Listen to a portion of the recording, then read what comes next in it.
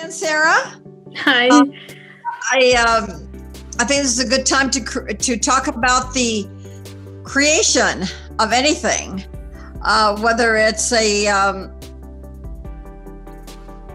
short paragraph that a student is writing, whether it's the creation of a new sentence that they're reading, or in our case, as the author of the award-winning series Cricket, Jasmine, Bagel, and you as our new superstar, this is the time to talk about the process of creation.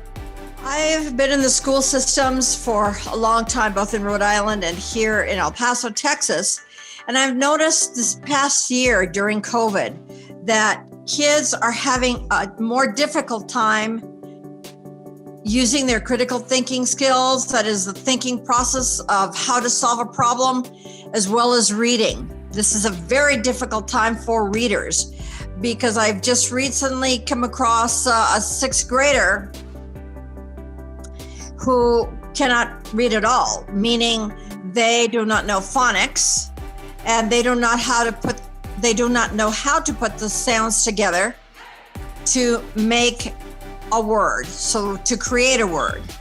And it's just very annoying to me that we have such an abundant nation and that there are 1 to 2 in a small 7-class room setting that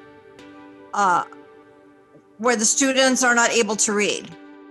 So let's begin with what are you doing specifically for Cricket, Jasmine, Bagel in Search of the Gold Bone, which is an award-winning series. It's got both the seal here for Pacific Book Award. There you go, as a finalist, and also a Reader's Choice Award here as a favorite 5-star review from them.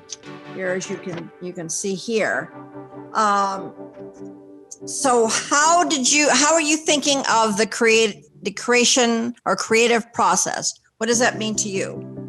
Well, my creative process that I've come up with over making these cards, which I'm making cards for these kids that correlate with the book, which are going to help kids learn to read, but also slow down that process so that it's making it easier for them to learn how to read, break down words, and also relate whatever they're reading to the picture that's coming from the book. So my process right now is, my first step is acknowledging the purpose of what I'm doing, because this is a big step for me, because purpose compels me and pushes me to do whatever I'm creating, like these cards. I know that these are important and they're going to be important in kids' lives, helping them to learn to read and be excited about it, because a lot of kids are, they feel like pressured or judged because maybe they don't it isn't easy for them to read. And so I hope that these cards and these illustrations encourage them to, to have fun in the process and maybe help them not feel so judged and so pressured. My next step is visualizing what we're going to create. For me, that was a big step also with you, because we were visualizing, is it going to be cards? Is it going to be a board game? What's it going to look like? So yeah, that's my second step. My third step is research, which is a really important step as well, because this step is actively engaging with kids, learning about what they like, what they don't like, how they feel about reading, because that's important as well. It's also learning and understanding them on a different level, I think this step is important because I could read articles and studies of children, but it takes it to another level when I'm also talking to them, understanding what they feel. You know what I mean? Yes, it's personal. It's personal for each child. Yes. And then you try to put each of the personal pieces into your creation so that it benefits everybody.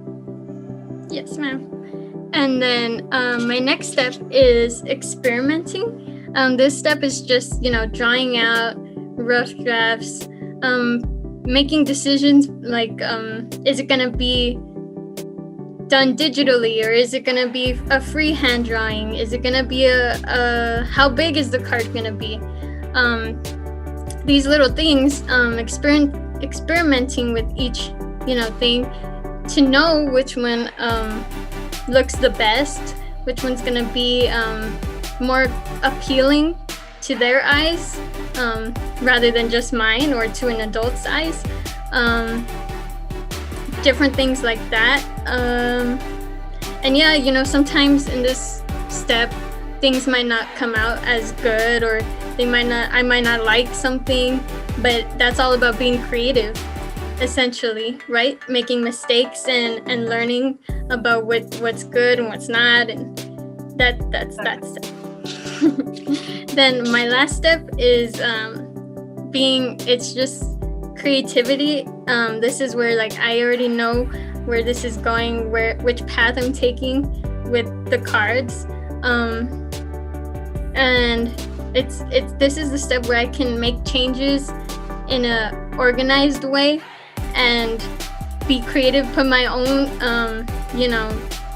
spin on things, put my own little artisticness, maybe like you always say, oh, let's put a border. That's where I would do that, but where it's organized, because I already know what I'm going to do with it.